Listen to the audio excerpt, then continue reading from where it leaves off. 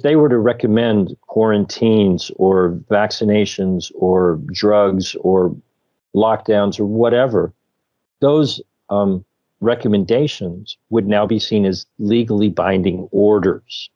And that is fundamentally different than the situation that we are in right now. And if you actually really think about it, that wipes out sovereignty, that wipes out fundamental freedoms and human rights, and quite frankly, your dignity when officials, bureaucrats, in Geneva or elsewhere, their regional directors, would be empowered to tell everybody what they had to do. And that's just not acceptable. That cannot be. We cannot allow that to happen.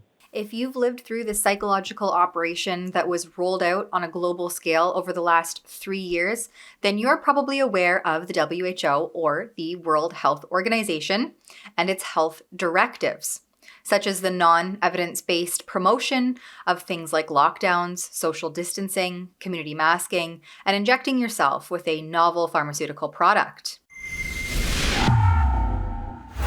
Mary Ugolini here with Rebel News, reminding you that the failed WHO policies like lockdowns were responsible for the decimation of small businesses and sharp increase in suicides and mental health crisis, all while undergoing the largest wealth transfer of our time. And yet the harm caused by these devastating knee-jerk responses are never discussed by the WHO or its member states. Instead, they want to strengthen the WHO's mandate and ensure compliance in its totality for future health emergencies. This is being done through two mechanisms. The first is a proposed pandemic treaty. The global accord now being negotiated will underpin the global approach to epidemics and pandemics for decades and maybe even centuries to come. And that's why we call it generational agreement. The second is through amendments to existing international law referred to as International Health Regulations, or IHR. And joining me now to discuss what he refers to as a global coup by the WHO in making these amendments and adjustments is researcher James Roguski. We discuss the implications that the IHR amendments may have, but first I asked James what the difference is between the proposed pandemic treaty and the amendments to international health regulations. Check it out. Well, there are many differences, many similarities, and the most important thing to remember is that they simply are two separate things. And most people cross-pollinate the information and get it all mixed up in their mind. And so at the moment, I am much more concerned about the proposed amendments to the international health regulations because they are much easier to implement into legally binding international law. The talk about a pandemic treaty is a much more difficult process. It will take longer. I'm not concerned that it's going to happen, tomorrow or something like that. But the proposed amendments to the international health regulations have been kept very quiet, and they appear to be rushing to submit them by a self-imposed deadline of January 15th, which is a little bit more than 4 months in advance of the 76th World Health Assembly in May, because there is a 4-month requirement that things be submitted in order to be considered in May. And so they're not doing that with the treaty. It's on a slower track. This appears to be something that they could adopt in May. And the Indonesian health minister, who's really a banker, said exactly that during the G20 earlier, actually at the end of 2022. Philosophically, in the Chinese culture, they believe every crisis, it open a danger aspect, but also give you an opportunity aspect. So in this crisis, in the health sector, we all see that this is the biggest opportunity for us to do a major global health architecture reform. And we are doing it. You sounded the alarm here that there are a bunch of secret backdoor meetings taking place this entire week. So from January 9th until the 13th, roughly, in Geneva, Switzerland, by the International Health Regulations Review Committee, and that's part of the umbrella of the WHO. When is all of this expected to be shared with the general public? Well, whenever they darn well please would be the only answer I could give. What they have done with their previous meetings is they have said that they are sworn to confidentiality. And so they answered, the International Health Regulations Review Committee answers only to the Director General. And so they will be submitting their report of their work, which I will take a guess, it's an educated guess. They have received proposed amendments from 15 or 16 nations. Japan's proposal seems to have disappeared.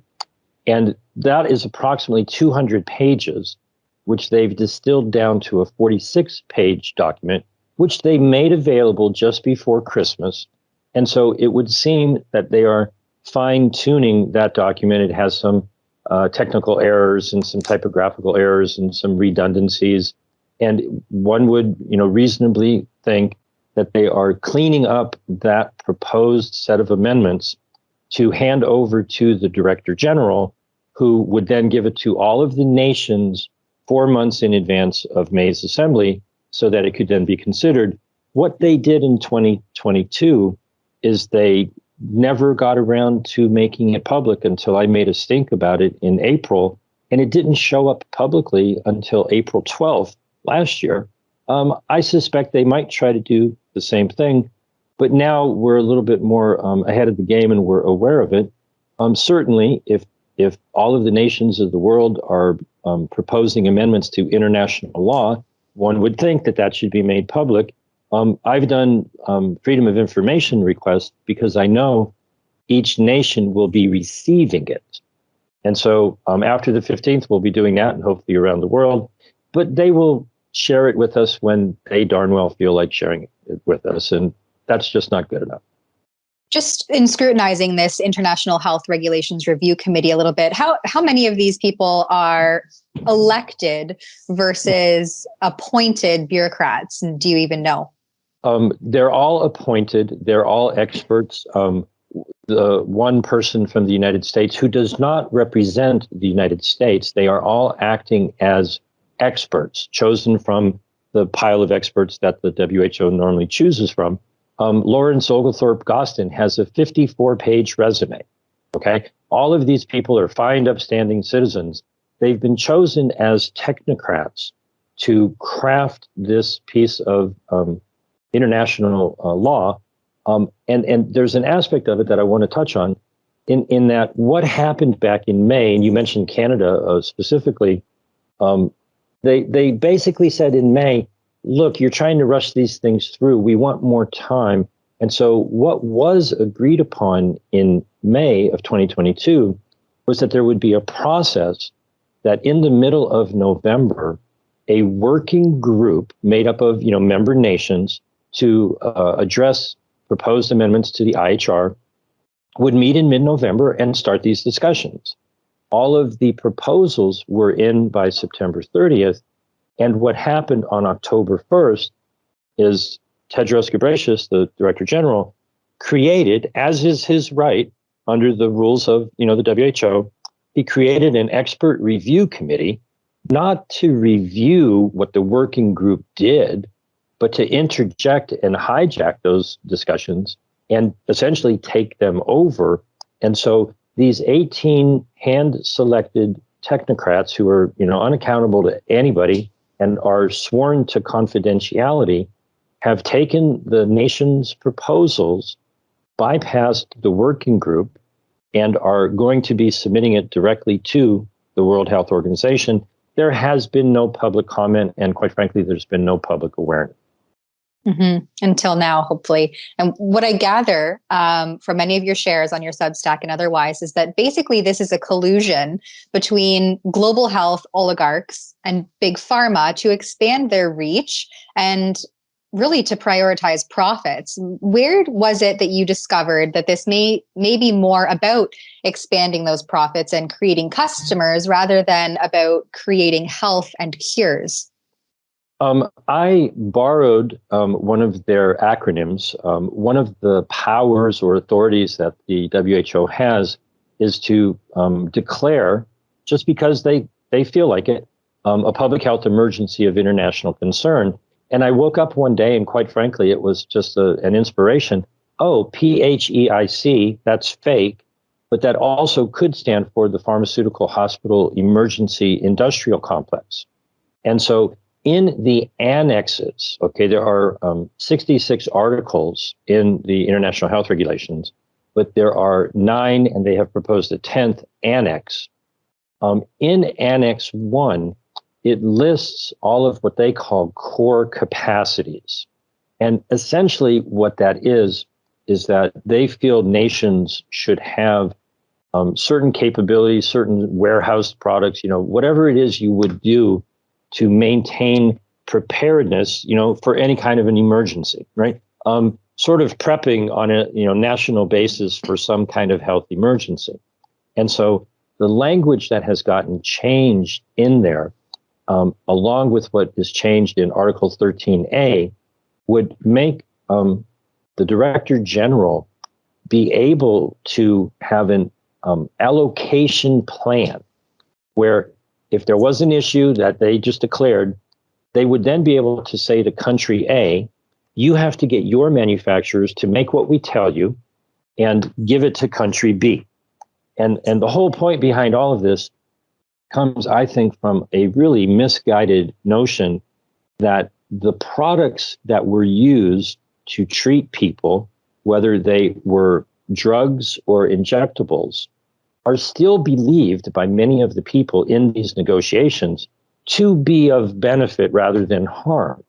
And so they feel that they were shortchanged because the wealthy nations bought 10 times what they needed, and the relatively poor nations feel that they didn't get as much as they wanted. And so they're arguing for equity, and they want all of that manufacturing and all of that structural, investment to show up in their home countries. And so what actually happened in May, and now this is an analysis, this is my opinion, is that the countries that pushed back didn't push back for the same reasons that you or I may have pushed back. They said, wait a minute, this is all just requirements upon us. These are just sticks beating on us. Where are the carrots? Where are the incentives? Where is the money? Okay, and so they use the word equity. They think of it in terms of, well, we didn't get enough of those poisons and we want more of them. But equity really means money. And at some point you realize that they're not talking about anything health related at all. And I don't even refer to them anymore as the International Health Regulations. They're actually the International Surveillance Regulations. And what the Indonesian health minister revealed was that he said very clearly that Indonesia had submitted proposed amendments to institute a global health certificate. And that is of great concern because that, whether it's a digital ID or a vaccine passport or a health certificate or a prophylaxis certificate or a testing certificate, whether you have it on your phone or on a piece of paper or on an ID card, this is all about tracking, tracing, compliance, and governance. It's got really nothing at all to do about health. So let's have a digital health certificate acknowledged by WHO. If you have been vaccinated or tested properly, then you can move around.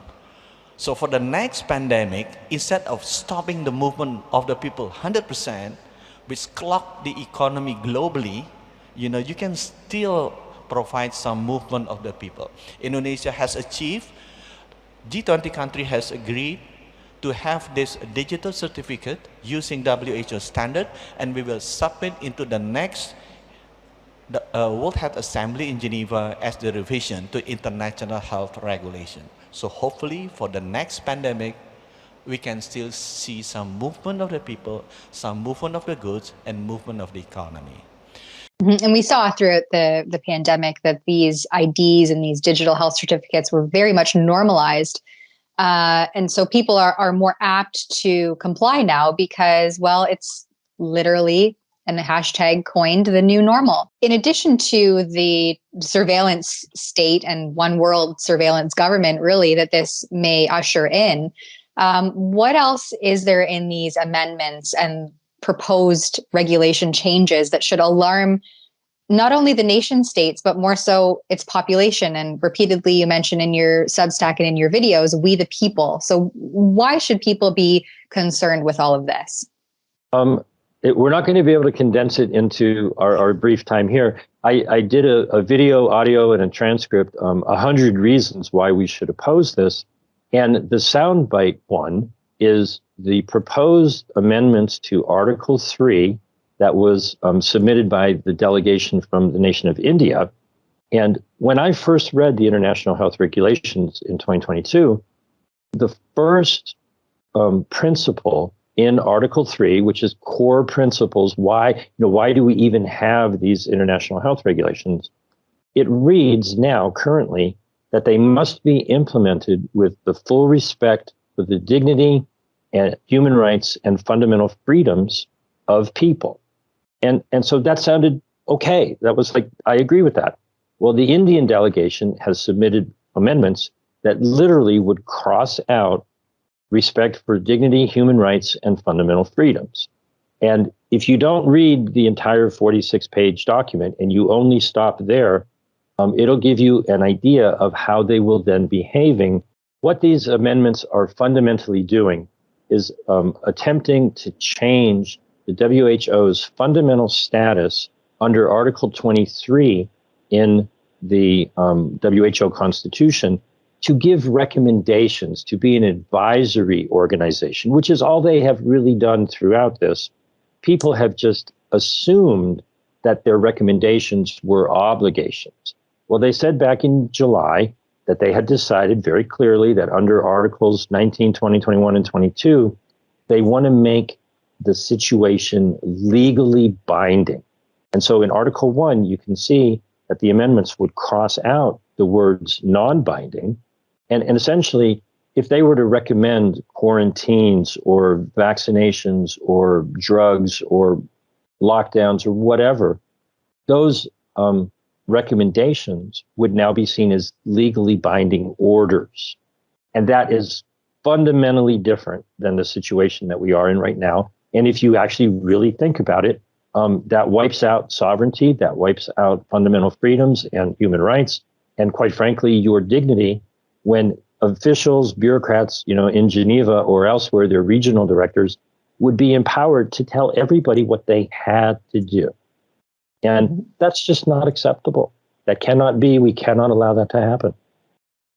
Well, and how do we exit from these treaties and exit the World Health Organization and ensure that this doesn't happen while disavowing this concept of global health that basically threatens and undermines the health sovereignty of independent nations? To use an analogy, the similar question would be, if you knew someone who was in an abusive relationship and their spouse wanted them to sign a document handing over all legal authority over them, I think you would say very clearly, you're not going to be able to rehabilitate this person. You're not going to be able to negotiate and change them. They're incorrigible. That they want complete and total control. You need to leave this relationship. Now, I'm in the United States. You're in Canada. In the United States, when we joined the WHO and Harry Truman signed a joint resolutions approved by Congress, it said in there very clearly, we're here to join. We'll be happy to participate to help in the health of the world. But, if we want to leave, we're out of here. We'll give you a 1-year notice. We'll pay whatever we may owe you, but we're gone. Okay. And quite frankly, nations leave treaty agreements all the time. What it requires is the political will, and the political will is not going to come from the politicians down. It's going to come from the will of the people being impressed upon all of the politicians, whether it's parliament or Congress or premiers or prime ministers or presidents or whomever it may be. Job number one is to realize that the WHO is trying to keep this really quiet. They don't want anybody to pay attention to this. They want to just sneak it through because it does not require any 2/3 advice and consent by the Senate. It does not even require a signature. These are amendments to an agreement that has already been agreed to by all of the member nations. And the process by which amendments happen is if a simple majority were to adopt this in May, it would be law. There would be no other process needed. Okay. And so that's why I'm much more concerned about this. It's not a treaty. We are not talking about the proposed pandemic treaty. These are amendments to an existing agreement that could be slammed through before anybody noticed. And, thank you for helping me make, your audience aware of it. Spread the word, take this video, share it far and wide. The more people who have their eyes on this, the better. And, form your own opinion of the information. I've tried to analyze it and present it so people can comprehend what the heck is really going on here. But 99.999% of everybody on the planet is oblivious to the fact that they're trying to do this. So, number one, we spread the word. People have to stand up and say no. We don't want to just allow you to take away our dignity, our fundamental freedoms, and our human rights. No. And if the negotiations go forward, quite frankly, the way out is to leave the WHO because this is an abusive relationship and we need to leave it. The claim by some that this accord is an infringement of national sovereignty is quite simply wrong. It will not give WHO any powers to do anything without the express permission of sovereign nation states. If nations can negotiate treaties against threats of our own making, like nuclear, chemical and biological weapons, tobacco and climate change, then surely it makes sense for countries to agree on a common approach to a common threat that we did not fully create and cannot fully control, a threat that comes from our relationship with nature itself. At this point, leaving the WHO seems like a logical and reasonable step for any nation that does not want to follow the WHO's proven track record of causing grotesque harm while promoting very little actual health. If you would like to find out more, you can follow James at his Substack that I will link below in the written component of this report, where he openly shares his phone number and posts countless articles from the WHO directly so that you can stay informed and on top of their attempt at imposing an unelected stranglehold on health sovereignty of various nations. For Rebel News, I'm Tamara Ugolini. If you agree that the WHO should not have its mandate strengthened, then you can head over to our special website at exposethewho.com and sign our petition there. At that special website, you can also stay up to date on all of the reports as they come out on this subject. That website again is exposethewho.com.